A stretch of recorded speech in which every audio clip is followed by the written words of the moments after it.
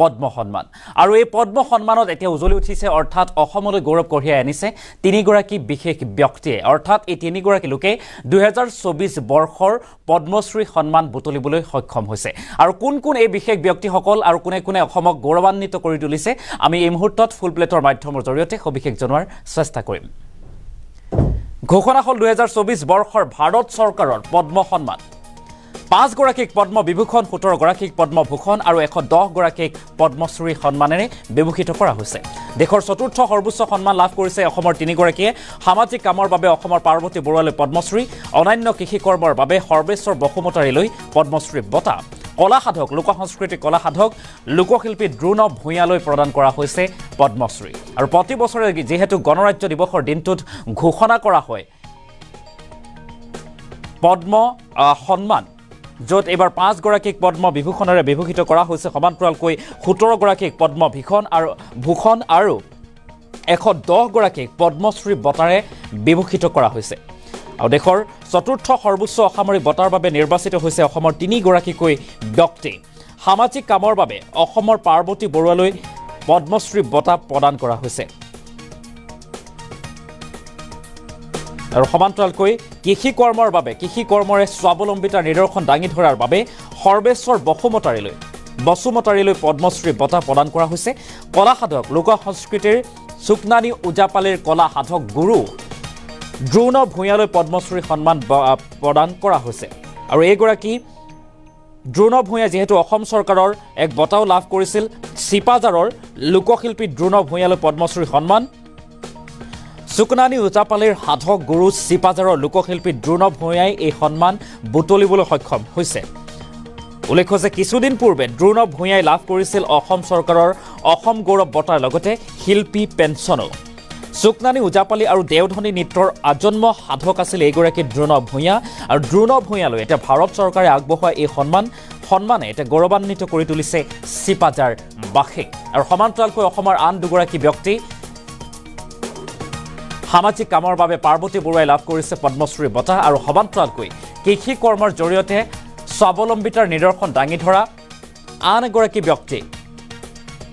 আৰু সেইগৰাকী ব্যক্তি হৈছে তেখেতেও লাভ কৰিছে এতিয়া পদ্মশ্ৰী বঁটা তেখেতৰ নাম হৈছে সৰ্বেশ্বৰ বসুমতাৰী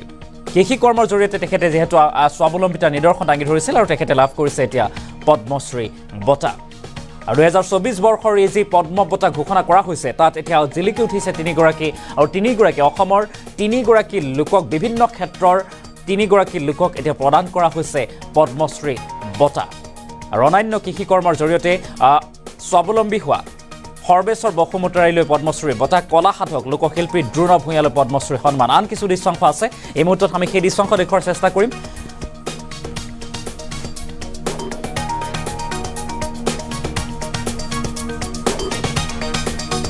আৰু ঘোষণা হৈছে 2024 বৰ্ষৰ ভাৰত চৰকাৰৰ পদ্ম সন্মান 5 গৰাকীক পদ্ম বিভূষণ আৰু 17 গৰাকীক পদ্মভূষণ সমান্তৰালকৈ 110 গৰাকীলৈ এই বৰ্ষৰ পদ্মশ্ৰী বঁটা দেশৰ চতুৰ্থ সৰ্বোচ্চ অসামৰিক বঁটাৰ বাবে নিৰ্বাচিত হৈছে অসমৰ তিনিগৰাকীকৈ ব্যক্তি সামাজিক কামৰ বাবে অসমৰ পাৰ্বতী বৰুৱালৈ পদ্মশ্ৰী বঁটা ঘোষণা কৰা হৈছে অনন্য কৃষি কৰ্মৰ বাবে সৰ্বেশ্বৰ বসুমতাৰীলৈ পদ্মশ্ৰী বঁটা ঘোষণা কৰা হৈছে কলা সাধক অসমৰ লোক সংস্কৃতিৰ কলা সাধক লোকশিল্পী দ্ৰোণ ভূঞালৈ পদ্মশ্ৰী সন্মান আৰু এইগৰাকী দ্ৰোণ ভূঞাই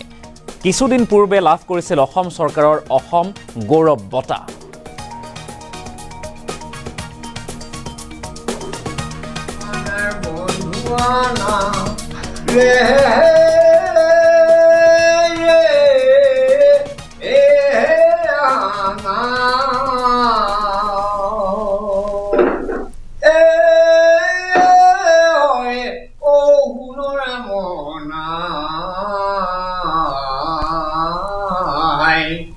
এমান সুন্দৰ কানাই কতো দেখা নাই প্ৰথমতে তোমাকে ও লাগে গুলি পাৰে ফিৰে মোৰ পদ্মশ্ৰী বঁটা ভাৰত চৰকাৰ ভাৰত মন্ত্ৰালয়ে মোক আগবঢ়াইছে যেতিয়া মই খবৰটো পালোঁ তেতিয়া মোৰ গা কঁপি উঠিছে কাৰণ আমি নিৰক্ষৰ হোজামোকা আমি ভাষাই দি নাজানো আচুৰ গছত থাকি শিয়াল পখৰা হন মানুহ গতিকে তাতে যদি মই কথা কওঁতে ভুলা ভুল হৈছে সেয়া সকলো ৰাইজক মই ক্ষমা কৰিছোঁ আৰু ভাৰত চৰকাৰে যেতিয়া মোক পদ্ম বঁটাখন আগবঢ়াইছে মোৰ গা কঁপি গৈছে কাৰণ ইমান ডাঙৰ বঁটা মই নিজকে নিজে ভাবিব পৰা নাই কলাগুৰু বিষ্ণু ৰাভাৰ বঁটাখন অসম চৰকাৰ সাংস্কৃতিক সঞ্চালকালয়ে যেতিয়া আগবঢ়ালে তেতিয়া মই অমৃত খাইছিলোঁ তাৰ পৰা আকৌ মানে অসম গৌৰৱ বঁটাখন দি আকৌ মোক অমৃত খোৱালে যেতিয়া মই কেনেকৈ বহি থাকিম আৰু নবহোঁ বহিলে মোৰ কথাটো বেয়া হ'ব গতিকে মই কেতিয়াও নবহোঁ সকলো ওজাপালিক সকলো দেওধনী নৃত্য মই ওপৰলৈ নিবলৈ যত্ন কৰোঁ আৰু কৰিম আৰু ইতিমধ্যে মই যিবিলাক মই এই স্কুলখনৰ ভিতৰত শিকাইছোঁ বাহিৰত ৱৰ্কশ্বপ দিছোঁ প্ৰায় 450-500 ইমানমান মানে মোৰ ওজাপালি দেওধনী নৃত্য আছে গতিকে এতিয়াও মই কেতিয়াও নবহোঁ সকলো সময়তে মই ল'ৰা ছোৱালী শিকাওঁ কিন্তু মই টকা পইচাৰ একো নলওঁ কাৰণ মোৰে অৱস্থা নাই তথাপিতো মই টকা পইচা নলওঁ মই বিনামূলীয়াকৈ শিকাওঁ এইখিনিয়ে মোৰ ক'বলগীয়া গড়খাই চেঙেলীয়া সাগৰ দেখিছোঁ যেতিয়া মই ভবা নাই কি হ'ল কি নহ'ল কাৰণ মই গতানুগতিক এই মোৰ যিটো ওজাপালি দেওধনী নৃত্য মই কৰি গৈ আছোঁ মই এইগিলা একেবাৰে ভবা নাই কোনে ক'ত লক্ষ্য কৰি আছে আৰু কোনে ক'ত চেকিং কৰি আছে আৰু সেইমতেহে আহিছে কিন্তু মই ভবা নাই যে মই পুৰস্কাৰ ল'ম বুলি আৰু মই ক'তো খাটা নাই কিন্তু অসম গৌৰৱ বঁটাটোৰ ক'তো অফিচ নাই ক'তো এপ্লাই কৰিব নোৱাৰি গতিকে তেওঁলোকে কোনে কেনেকৈ চিলেক্ট কৰি মোৰ ফালে আনিছে মই নিজে নাজানো গতিকে এই ক্ষেত্ৰত আপোনাৰ প্ৰেৰণা কোনে দিয়া বুলি ভাবে এতিয়া প্ৰেৰণা মানে মোক গোটেই অসমবাসীয়ে দিছে আৰু গোটেই মন্ত্ৰালয়বিলাকে দিছে আৰু আনপিনে যেতিয়া দৰঙী কলাকৃষ্টি স্থাপন হৈছে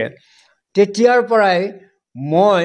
দৰঙী কলাকৃষ্টিৰ লগত ওতঃপ্ৰোত সম্বন্ধে জড়িত আনক সহায় কৰি থাকোঁ মই আনক বহুত সহায় কৰোঁ সকলো শিল্পীক মই ওপৰলৈ যাওক বুলি মই বহুত সহায় কৰোঁ সকলো শিল্পীক আৰু যিবিলাক শিল্পীয়ে নাজানে মই বাটগিলা দেখাই দিওঁ এনেকৈ যাচোন এনেকৈ যাচোঁ এই বুলি মই বাটগিলা দেখাই দিওঁ আৰু দৰঙত 27টা কৃষ্টি আছে এই 27টা কৃষ্টিয়ে কিমান ওপৰলৈ যাব পাৰে মোৰ বহুত কামনা আছে মই সকলো শিল্পীকে ভাল পাওঁ হয় খুব ভাল লাগিছে এই সন্মানটো আৰু ভবা নাছিলোঁ নভবা নিচিনাকৈ এটা তাৰমানে হেৰি আহি গ'ল এই সন্মানটো ভাৰত চৰকাৰৰ পৰা যিহেতু এই সন্মানটো ঘোষণা কৰিছে গতিকে খুব ভাল লাগিছে মানে হয় খুব ভাল লাগিছে এই সন্মানটো আৰু ভবা নাছিলোঁ নভবা নিচিনাকৈ এটা তাৰমানে হেৰি আহি গ'ল এই সন্মানটো ভাৰত চৰকাৰৰ পৰা যিহেতু এই সন্মানটো ঘোষণা কৰিছে গতিকে খুব ভাল লাগিছে মানে হয় খুব ভাল লাগিছে এই সন্মানটো আৰু ভবা নাছিলোঁ নভবা নিচিনাকৈ এটা তাৰমানে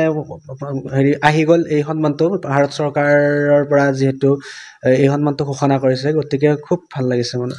হয় খুব ভাল লাগিছে এই সন্মানটো আৰু ভবা নাছিলোঁ নভবা নিচিনাকৈ এটা তাৰমানে